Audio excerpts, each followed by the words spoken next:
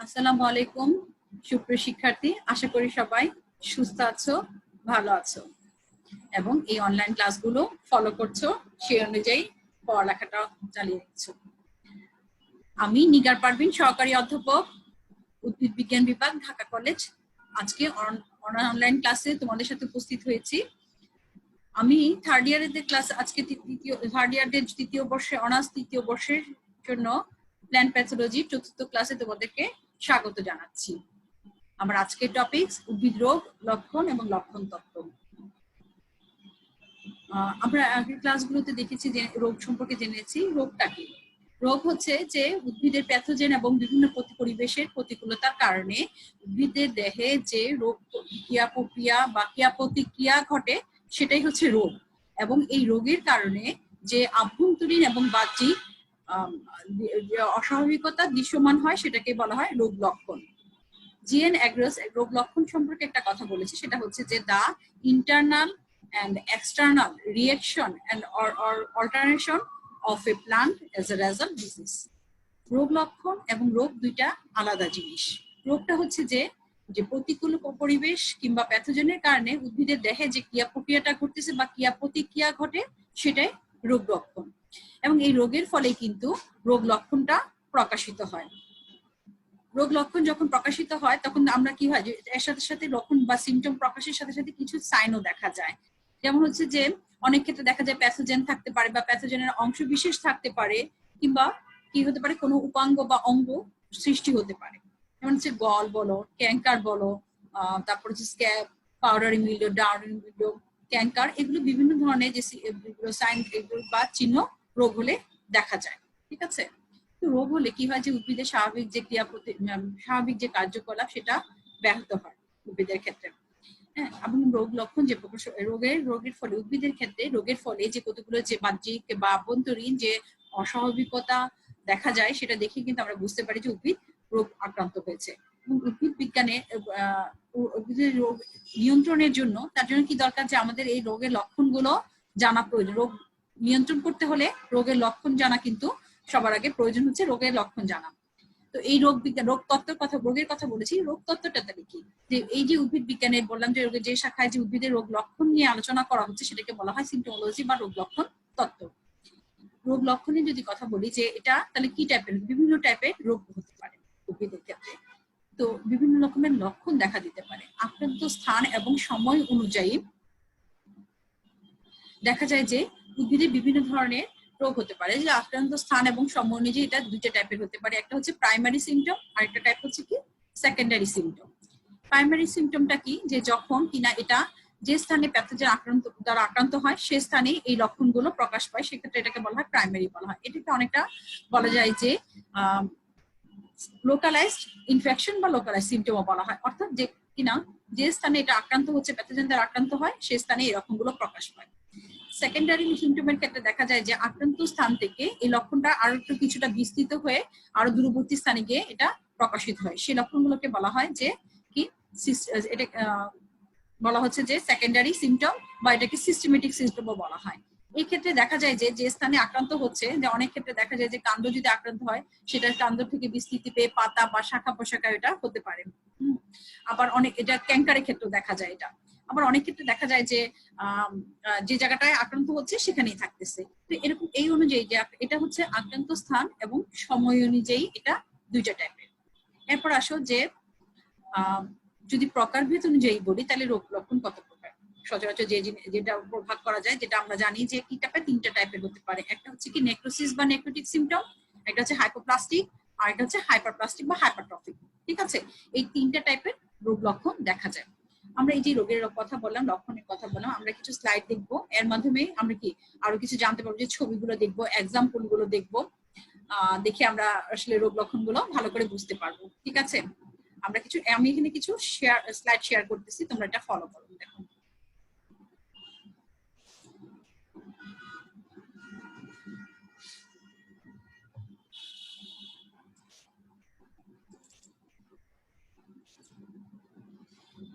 আচ্ছা, যেটা বলছিলাম যে রোগ লক্ষণ নিয়ে কথা বলছিলাম, যে অ্যাগ্রোস বলেছে যে রোগ লক্ষণ হলো the external and internal reaction or alternations of a plant as a result of a disease.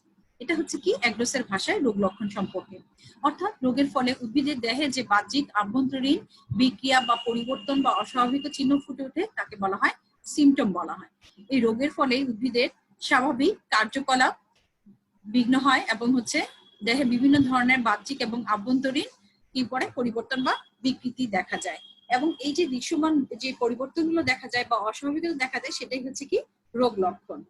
রোগের যে প্রকাশিত রূপ সেটাকেই হচ্ছে আসলে রোগ লক্ষণ বলা হয়। যেমন পচন হতে পারে বা পচন বা necrosis, downy mildew, powdery mildew, rust, smut, scab, canker, এগুলো বিভিন্ন ধরনের কি ডিজিজ লক্ষণের ক্ষেত্রে আমরা দেখতে পাই। আবার কখনো কখনো দেখা যায় যে প্যাথোজেন বা এর অংশবিশেষ বা উৎপাদিত বস্তুসমূহ পোষক উদ্ভিদে দৃশ্যমান হয়, এগুলোকে বলা হয় যে সাইন বলা হয়।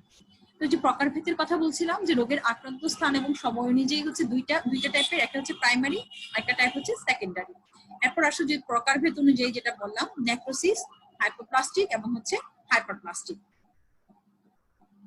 আচ্ছা, নেক্রোটিকটা কি?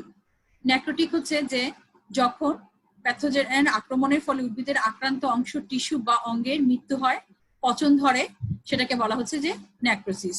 এর ফলে ত্বকে ক্ষত সৃষ্টি এবং আক্রান্ত স্থানের অংশ কি হয়ে যায়, বাদামি বর্ণ বা কালো দাগ সৃষ্টি হয়। এটা আবার বিভিন্ন টাইপের হতে পারে, সেটা হতে পারে স্পট হতে পারে, অ্যানথ্রাকনোজ হতে পারে, তারপর হচ্ছে যে পচন হতে পারে, ক্যান্কার হতে পারে, ডায়বেক হতে পারে, এগুলো বিভিন্ন ধরনের নেক্রোটিক সিমটম দেখা যায় উদ্ভিদে। স্পটটা কি? প্যাথোজেন দ্বারা আক্রান্ত অংশে যখন টিস্যুর মৃত্যু ঘটে এবং আক্রান্ত স্থানে বিভিন্ন ধরনের দাগ দেখা যায়, সেটা বাদামি হতে পারে, কালো, হলুদ বা অন্য কোনো দাগ হতে পারে, এবং সেটা হতে পারে গোলাকার বা কোণাকার বা অসম কোনো আকৃতির দাগ সৃষ্টি হতে পারে, সেটাকে বলা হয় স্পট বা দাগ। অনেক ক্ষেত্রে এই সকল দাগের চারদিকে হালকা একটা বলয় তৈরি হয়, যেটা কি বলা হচ্ছে যে হ্যালো বা বলয় একটা তৈরি হয়, সেই বলয়টাকে হ্যালোজোন বলা হয়। ঠিক আছে, যে স্থানটাতে অনেক সময় একটা দাগের চারদিকে একটা হলুদ বর্ণের বর্ণ সৃষ্টি হয়। আবার অনেক ক্ষেত্রে দেখা যায় যে এই দাগগুলো সাধারণত পাতায় বেশি সৃষ্টি হয়, তবে কাণ্ড এবং ফলেও এটা দেখা যেতে পারে। যেমন ধানের একটা খুব প্রচলিত একটা নেক্রোটিক বা নেক্রোসিস সিমটম দেখা যায়, যেটা হচ্ছে যে ধানের ড্রাক্সলেরা অরাইজা নামক একটা ছত্রাক আছে, সেটা দ্বারা ধানের যে বাদামি রোগ বা ব্রাউন স্পট ডিজিজ এটা খুব বেশি দেখা যায়। আরেকটা আছে যে তুলার ক্ষেত্রে দেখা যায় যে জ্যান্থোমোনাস মালভিসেরিয়াম দ্বারা তুলাতে এই ডিজিজটা দেখা যায়। এটা একটা ব্যাকটেরিয়া, জ্যান্থোমোনাস মালভিসেরিয়াম, যেটা দ্বারা তুলাতে এঙ্গুলার লিফ স্পট দেখা যায়। এটা হলো স্পটের ক্ষেত্রে। অ্যানথ্রাকনোজের ক্ষেত্রে বলেছিলাম যে কোল্ডিউটিকাম, তারপরে গ্যামিনিকোলা দ্বারা খাদ্যশস্য এবং ঘাসের ক্ষেত্রে অ্যানথ্রাকনোজ দেখা যায়। এছাড়া হচ্ছে যে কোল্ডিউটিকাম ফ্যালকেটাম দ্বারা আখের পচন রোগও দেখা যায়, সেটা হচ্ছে কি একটা অ্যানথ্রাকনোজ। ঠিক আছে, এরপর আসো যে ডায়বেকের কথা বলি।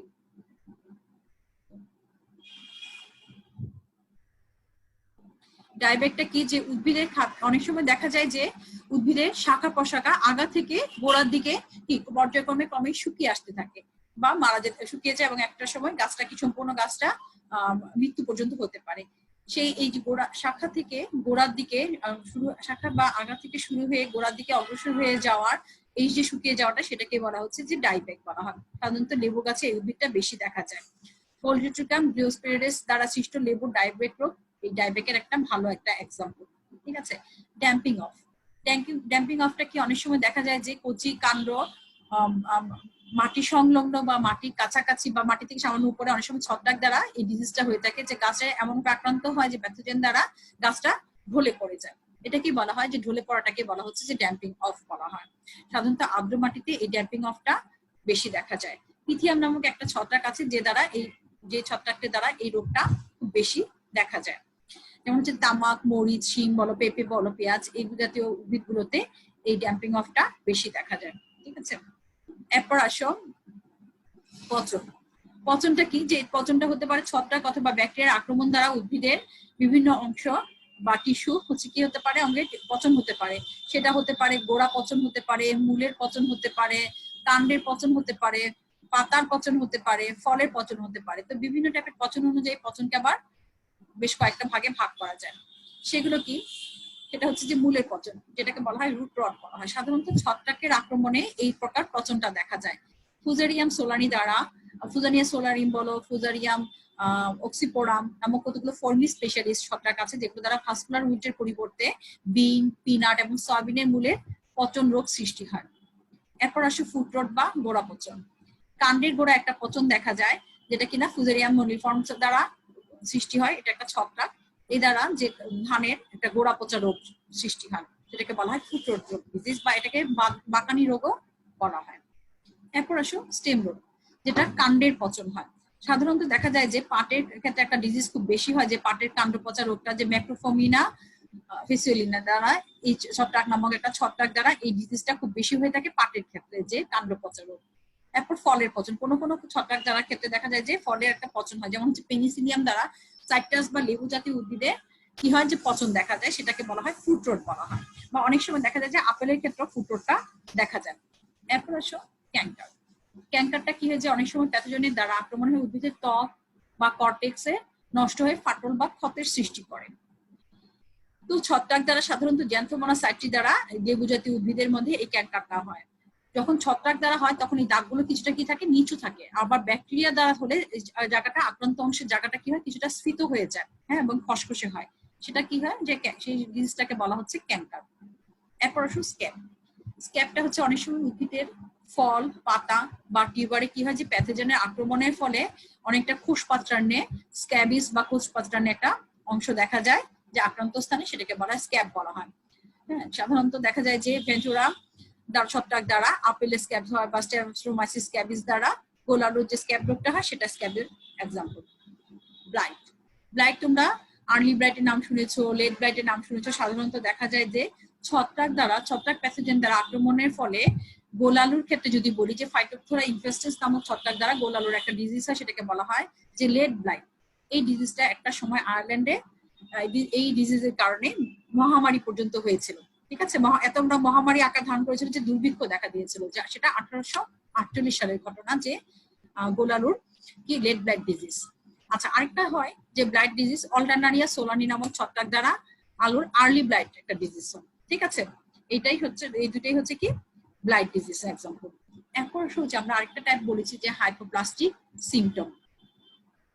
এই সিমটমটা কি, যে অনেক ক্ষেত্রে দেখা যায় যে প্যাথোজেনের আক্রমণের ফলে, সেটা ভাইরাস দ্বারা হতে পারে বা ছত্রাক দ্বারা হতে পারে, বা ব্যাকটেরিয়াও হতে পারে। যে হাইপোপ্লাস্টিক সিমটমের ক্ষেত্রে দেখা যায় যে উদ্ভিদের আকারটা বড়, বা কোষের আকার বা সংখ্যাটা কি হয়, যে সঠিকভাবে বৃদ্ধিপ্রাপ্ত হয় না, বা অতি ক্ষুদ্র আকার ধারণ করে, বা স্বাভাবিক বৃদ্ধিটা ব্যাহত হয়, বা কোষের স্বল্প বৃদ্ধি বা কম সৃষ্টি হওয়া, কোষের সংখ্যা কম হওয়া, বা কোষ বিনষ্ট হওয়া, এই ধরনের লক্ষণ দেখা যায় কোথায়, হাইপোপ্লাস্টিক সিমটমের ক্ষেত্রে। ফলে কি হয়, উদ্ভিদের স্বাভাবিক আকৃতিটা পায় না, তারপরে কি হয়, যে আকৃতিটা বিনষ্ট হয়ে যায়, একটা বিকৃতি ঘটতে পারে অঙ্গের, এবং হচ্ছে খর্বাকৃতি হতে পারে। ভাইরাস জনিত রোগে এই ধরনের সিমটমটা বেশি দেখা যায়। সেটা কি, যে এটা দেখা যেতে পারে যে খর্বতা, মোজাইক, ক্লোরোসিস, এগুলো বিভিন্ন ধরনের সিমটম দেখা যায় যে হাইপোপ্লাস্টিকের ক্ষেত্রে। খর্বতাটা কি, ভাইরাস আক্রমণের ফলে উদ্ভিদের আকার অনেক সময় বৃদ্ধিপ্রাপ্তটা সঠিকভাবে বৃদ্ধি হয় না, মানে আকারটা বৃদ্ধিটা ব্যাহত হয়। ফলে কি হয়, যে উদ্ভিদটা স্বাভাবিক আকারের থেকে বেশ খাটো হয়ে যায়। এই ধরনের লক্ষণকে বলা হয় ডরফিং বা স্টান্টিং বলা হয়। ঠিক আছে, যেমন হচ্ছে গ্রেসি স্ট্যান্ড অফ রাইস বা টমেটোর বুশি স্ট্যান্ড, এই ধরনের লক্ষণগুলো দেখা যায়। যে টমেটোর ক্ষেত্রে যে ডিজিজটা হয়, সেটাকে বলা হয় টমেটোর বুশি স্ট্যান্ড ডিজিজ, বা ধানের ক্ষেত্রে যেটা দেখা যায়, যেটাকে গ্রাসি স্ট্যান্ড বলা হয়। এরপর আসলে যে মোজাইক। মোজাইকের দ্বারা কি হয়, যে পাতার যে গাঢ় সবুজ বর্ণ, ওটার সাথে সাথে কি দেখা যায়, যে অনেক সময় হালকা সবুজ বর্ণ বা সোনালী, বাদামি বা সাদা বিভিন্ন ধরনের যে ছিটের দাগ বা স্পটের মতো দেখা যায়, সেটাকে বলা হয় মোজাইক ডিজিজ। তোমরা ভাইরাস দ্বারা, যে তামাকের যে টিএমভি ভাইরাস দ্বারা মোজাইক ডিজিজের নাম সবাই শুনেছো, তাই না? সবাই জানো যে তামাকের একটা ডিজিজ হয়, যে তামাক গাছে যে টোব্যাকো মোজাইক ভাইরাস দ্বারা, টিএমভি ভাইরাস দ্বারা তামাকের একটা ডিজিজ হয়, সেটাকে বলা হয় তামাকের মোজাইক ডিজিজ। এই ডিজিজটা, এরকম ডিজিজ শিমের ক্ষেত্রেও দেখা যায়, যে বিন মোজাইক দেখা যায়। ঠিক আছে, এরপর আসো ক্লোরোসিস। ক্লোরোসিসের ক্ষেত্রে দেখা যায় যে অনেক সময় ভাইরাস আক্রমণের ফলে উদ্ভিদের পাতার কি হয়, যে ক্লোরোফিলটা আংশিকভাবে গঠিত না হয়, কি হয়, যে এটা ক্লোরোফিলটা ঠিক মতো মানে গঠিত না হয়, এটা কি হয়, যে পাতার বর্ণটা বিভিন্ন হয়ে যায়। আমরা জানি যে উদ্ভিদের পাতার বর্ণটা কিসের জন্য সবুজ হয়, ক্লোরোফিলের জন্য সবুজ হয়, কিন্তু ভাইরাস আক্রমণের ফলে অনেক সময় দেখা যায় যে এই বর্ণটা কি হয়ে যায়, যে ইয়েলোইশ টাইপের হয়ে যায়। ঠিক আছে, এই লক্ষণকে বলা হয় ক্লোরোসিস।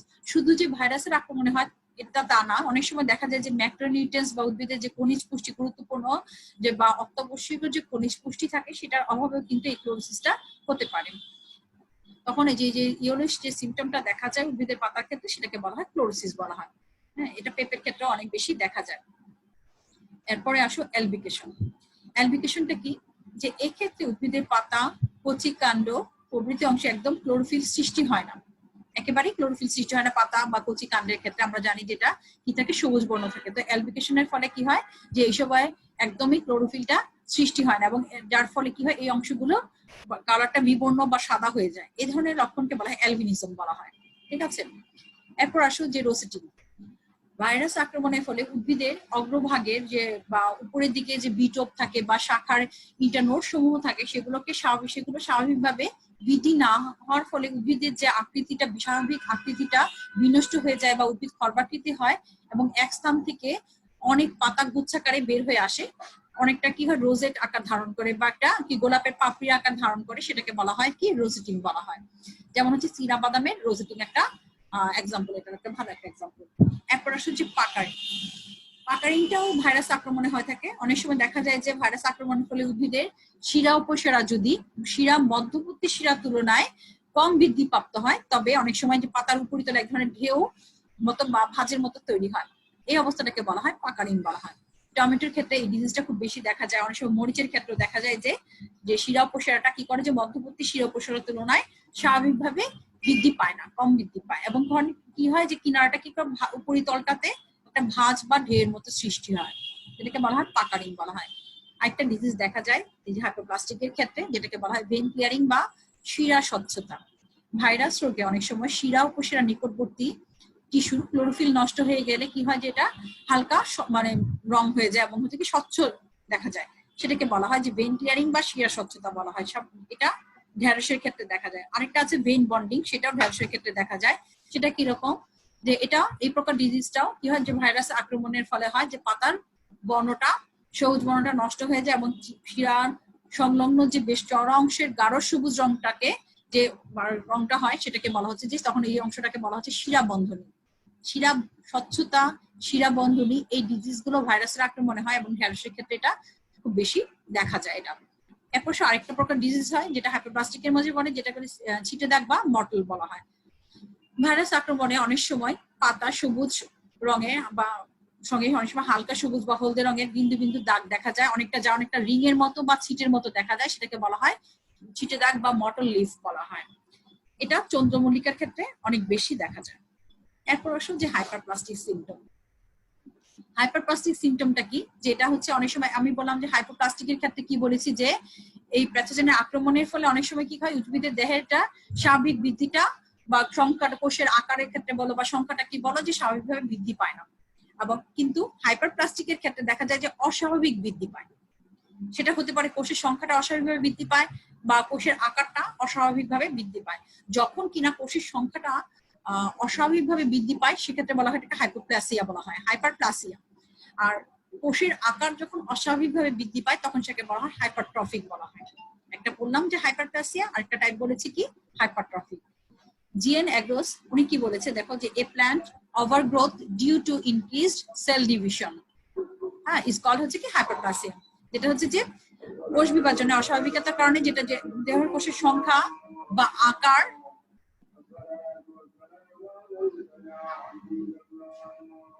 কোষের সংখ্যা বা আকারের অস্বাভাবিক বৃদ্ধি হতে পারে, সেটাকে বলা হচ্ছে যে হাইপার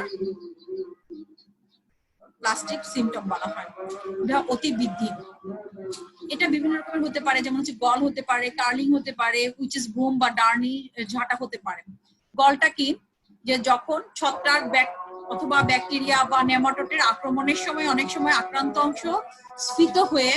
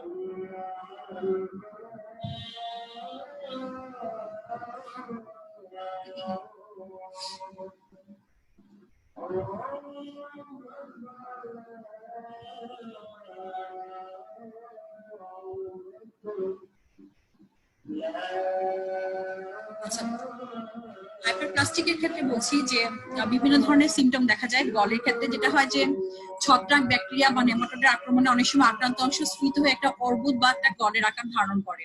সাধারণত ক্রুসিফেরি ক্ষেত্রে, ক্রুসিফেরি জাতীয় গোত্রের ক্ষেত্রে এই উদ্ভিদটা বেশি এই ডিজিজটা বেশি দেখা যায়। সাধারণত মূল, কাণ্ড এবং শাখার অগ্রভাগে এই গল রোগটা সৃষ্টি হতে পারে। যেমন হচ্ছে প্লাজমোডিওফোরা ব্রাসিকার দ্বারা কি হয় যে বাঁধাকপি যে একটা রুট রট রোগ সৃষ্টি হয় বা ক্লাব রোড রোগ সৃষ্টি হয়, সেটা গলের একটা ভালো এক্সাম্পল। আবার হতে পারে যে অ্যাগ্রোব্যাকটেরিয়াম ছত্রাক দ্বারা ক্রাউন গল হয়, বা নেমাটোড দ্বারাও হতে পারে রুট নট রোগ সৃষ্টি। এরকম হচ্ছে গলের এক্সাম্পল। এটা হচ্ছে যে হাইপারপ্লাস্টিকের ক্ষেত্রে বলছি। তারপর আরেকটা ডিজিজ হয় যেটা হচ্ছে পাতা গোটানো বা কার্লিং। পাতার উপরিতলের তুলনায় অনেক সময় নিচের তলে বৃদ্ধি বেশি হলে পাতার কিনারা বরাবর উপর দিকে গুটিয়ে যায়। এটা হয় কি যে পাতার উপরিতলের তুলনায় নিচের তলে বৃদ্ধি অনেক সময় বেশি হয়, যার ফলে কি হয় যে পাতার উপর দিকে গুটিয়ে যায় কিনারা বরাবর। সেটাকে বলা হয় লিফ কার্লি লিফ বলা হয়। অনেক ক্ষেত্রে ভাইরাস দ্বারা কি হয় যে টমেটোর ক্ষেত্রে ডিজিজটা বেশি দেখা যায়, টমেটো বা মরিচের ক্ষেত্রে বা পিচের ক্ষেত্রে এই কার্লি লিফ ডিজিজটা খুব বেশি দেখা যায়। আরেকটা ডিজিজ আছে যেটাকে বললাম যে ডাইনি ঝাঁটা বা উইচিস বুম। অনেক সময় ভাইরাস আক্রমণের ফলে উদ্ভিদের শাখার অগ্রভাগে একগুচ্ছ ঊর্ধ্বমুখী সরু শাখার সৃষ্টি হয়, যেগুলোর গায়ে অনেক সময় স্ফীত স্ফীত পাতা থাকতে পারে। পরিবর্তিত শাখার অগ্রভাগগুলো এমন ভাবে হয় যে যেটা একটা দেখতে কি হয়েছে একটা ঝাঁটানে দেখা যায়, যেটাকে বলা হয় উইচিস বুম। সাধারণত আম গাছের ক্ষেত্রে এই উইচিস বুমটা দেখা যায়। ঠিক আছে,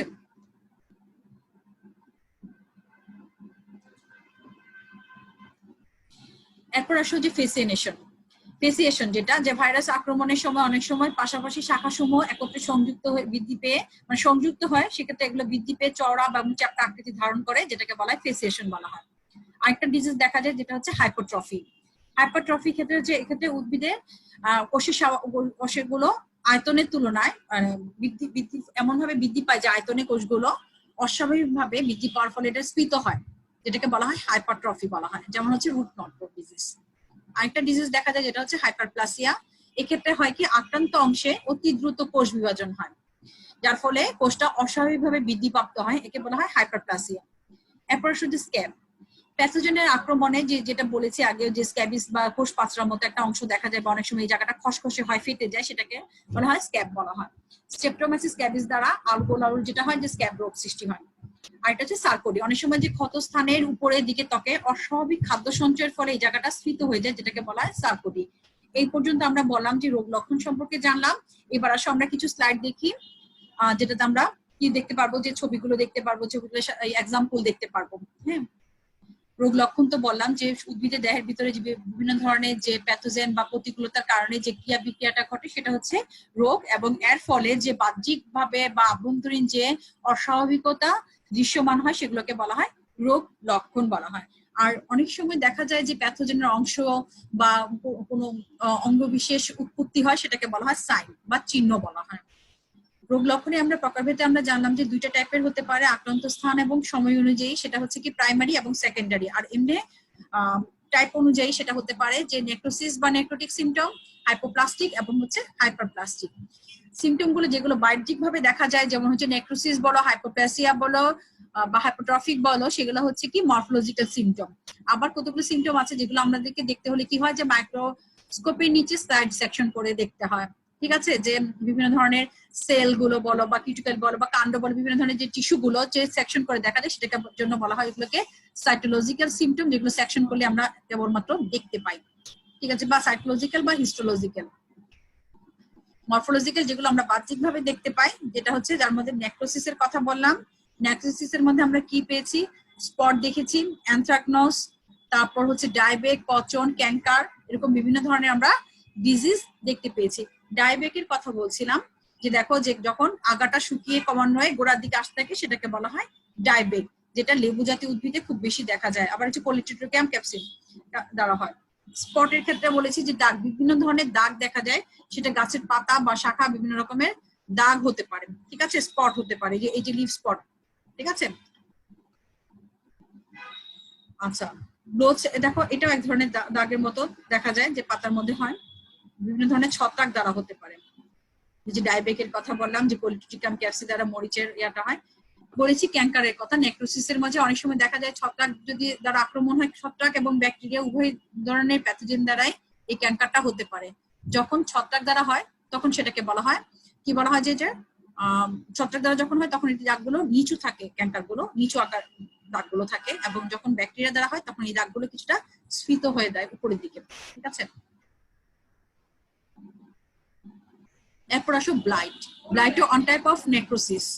হ্যাঁ, এক্ষেত্রে যেটা বলেছি যে আর্লি ব্লাইট বললাম, লেট ব্লাইট বললাম, যে আলুর ক্ষেত্রে হয় ছত্রাক দ্বারা আক্রমণের ফলে হয়। দেখো যে ব্যাকটেরিয়ার দ্বারাও এক ধরনের ব্লাইট হয়, যেটা শিমের ক্ষেত্রে দেখা যায়, bacterial blight. Blast, blast disease একটা যেটা আছে, যে পাইরোক্লিয়ার অরাইজাতে ধান গাছে এটা ব্লাস্ট বা পাতা ঝলসানো একটা রোগ হয়, যেটা এই যে দেখো যে এই ছবিটা সবাই নিশ্চয়ই চিনো, যে ধান গাছের ক্ষেত্রে এটা, আর এটা হচ্ছে প্লাম গাছের ক্ষেত্রে স্কার্ট হয়, ঠিক আছে। এগুলো হচ্ছে নেক্রোসিসের মাঝে। অ্যানথ্রাকনোজের একটা কথা বলেছি, যেটা কলিটিকাম ক্যাপসি দ্বারা হয় মরিচের ক্ষেত্রে। এই ডিজিজটা, অ্যানথ্রাকনোজ ডিজিজটা খুব বেশি দেখা যায় মরিচের ক্ষেত্রে। কলিটিকাম তোমরা জানো, ছত্রাক যখন পড়েছো, এটা ডিটারমিসেটিক শ্রেণীর ছত্রাক, তাই না, মনে আছে কি? আচ্ছা, আমরা যখন প্র্যাকটিক্যাল করবো, আমরা মরিচটা কিন্তু খুব বেশি করা হয়, তোমরা মরিচে কালেকশন করতে পারো, কালেকশনের জন্য খুব ভালো, এটা প্র্যাকটিক্যালি আমরা প্রায় করতে হয় আমাদেরকে এটা। এরপর আসো রড বা পচন। পচনের ক্ষেত্রে আমরা কয়টা টাইপ বলেছিলাম, যে ফুট রড বলেছিলাম, দেখো যে গোড়া পচা ফাইটোপথেলা দ্বারা যেটা হয়, টিউবার রড যেটা হয় সিউডোমোনাস ইয়া দ্বারা হয়, যেটা দেখো এটা হলো টিউবার রড বলা হয়। পাতায় যেটা হয়, যে বাঁধাকপির ক্ষেত্রে একটা পাতায় দেখা যায় যে জ্যান্থোমোনাস ক্যাম্পেস্টিস, লিফ রড পাতার ক্ষেত্রে, ঠিক আছে। তারপর হচ্ছে যে আমরা কাণ্ড পচা পড়েছি। এরপর আসুন যে রাস্ট বা স্মার্ট, যেটা হয় যে রাস্ট এবং স্মার্ট দুইটাই হচ্ছে কি গমের ক্ষেত্রে দুইটা ধরনের ডিজিজ দেখা যায়। রাস্ট বা এটা মরিচা ছত্রাক, যেটা হচ্ছে পাক্সিনিয়া গ্রামিনিস টিটিসি নামক একটা ছত্রাক দ্বারা হয়। আর একটা স্মার্ট যেটা হয় সেটাও গমে হয়, সেটা হচ্ছে আস্টিলেগো টিটিসি দ্বারা ছত্রাক, এটাও একটা ছত্রাক গঠিত রোগ। এই রাস্ট স্মার্ট বললাম, সে সাথে আরেকটু বলে রাখি, তোমরা রাস্ট ছত্রাক এবং স্মার্ট ছত্রাকের পার্থক্যটাও করতে হবে তোমাদেরকে, ঠিক আছে। তোমরা গম গাছে যখন এরকম ডিজিজ দেখবে, সেটা কিন্তু তোমরা কালেকশন করতে পারো, কালেকশনের জন্য ভালো হয় এটা। আচ্ছা, এরপর আসো যে মিল্ডিও। মিল্ডিও আবার দুই ধরনের হতে পারে, একটা পাউডারি মিল্ডিও এবং হচ্ছে একটা ডাউনি মিল্ডিও। আঙ্গুরের পাতায় সাধারণত যেটা দেখা যায় সেটা হচ্ছে কি ডাউনি মিল্ডিও, এবং ইরাইসিফি নামক ছত্রাক দ্বারা লাউ গাছে উদ্ভিদ, লাউ জাতীয় উদ্ভিদে একটা ডিজিজ হয়, সেটাকে বলা হয় পাউডারি মিল্ডিও। অনেক সময় দেখা যায় পাউডারের মতো একটা আস্তর দেখা যায়, ঠিক আছে। এগুলো আমরা কি বাহ্যিকভাবে দেখতে পারি। এরপর স্ক্যাব। স্ক্যাবের কথা যেটা বললাম, যে স্ক্যাবিস বা কুশপাত্রার মতো দেখা যায় সাধারণত আপেল ক্ষেত্রে বা আলুর ক্ষেত্রে বা গমের ক্ষেত্রে, এই জিনিসগুলো দেখা যায়। এই যে দেখো যে উপরের ত্বকগুলো একটু খসখসে কেমন কুশপাত্রার মতো হয়ে গেছে, সেটা এই ডিজিজগুলো দেখা যায় যে স্ক্যাবের ক্ষেত্রে। এরপর আসো উইল্ট। উইল্টটা অনেক সময় ব্যাকটেরিয়া দ্বারা হয়, ফুজেরিয়াম দ্বারা, যেটা যে উইল্ট রোগের যে পিচের ক্ষেত্রে, যেটা এটাও একটা নেক্রোসিসের মধ্যে পড়েছে। এবার আসুন যে হাইপোট্রফি বা হাইপোপ্লাসিয়া, যেটা কি বলেছি যে কোষের সংখ্যার অস্বাভাবিক বৃদ্ধি হতে পারে বা কোষের আকারের অস্বাভাবিক বৃদ্ধি হতে পারে, ঠিক আছে। কার্লির গল, যেটা হচ্ছে কি অস্বাভাবিক একটা বৃদ্ধি হতে থাকে, অর্বুদ যেটাকে বলা হয় বাংলায়, যেটা উপবৃদ্ধি অস্বাভাবিক উদ্ভিদে অনেক সময় ব্যাকটেরিয়া, ছত্রাক অথবা ভাইরাস দ্বারাও এই ডিজিজটা হতে পারে।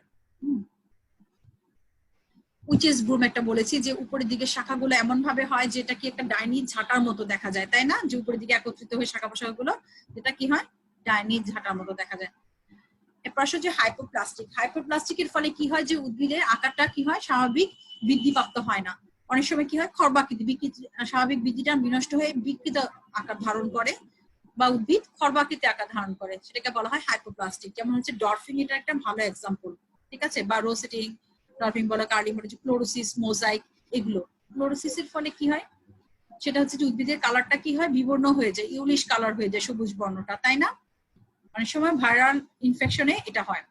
মোজাইক, মোজাইকের ক্ষেত্রে দেখা যায় যে বিভিন্ন ধরনের স্পট দেখা যায়, হলুদ, সাদা, বিভিন্ন ধরনের স্পট দেখা যায়, যেটা হচ্ছে টোবাকো মোজাইক ভাইরাস বা শিমের বিন মোজাইক ভাইরাস, এই ডিজিজ গুলো দেখা যায়। ঠিক আছে, এই পর্যন্ত আমরা পড়লাম সিমটম এবং সিমটোলজি নিয়ে পড়লাম। আশা করি এই ক্লাস থেকে তোমরা বুঝতে পারবে, এবং হচ্ছে যদি বইয়ের সাথে মিলিয়ে নাও প্লাস ক্লাসটা দেখো, তোমাদের বুঝতে সুবিধা হবে। ঠিক আছে,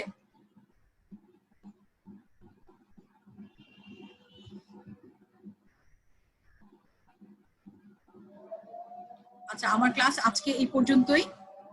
নেক্সট ক্লাসে আবার তোমাদের সাথে আমি আবার নেক্সট ক্লাস তোমাদের সাথে নেক্সট টপিকস নিয়ে হাজির হব। সেই পর্যন্ত সবাই সুস্থ থাকো, ভালো থাকো, আমার জন্য দোয়া করবে। আল্লাহ হাফেজ।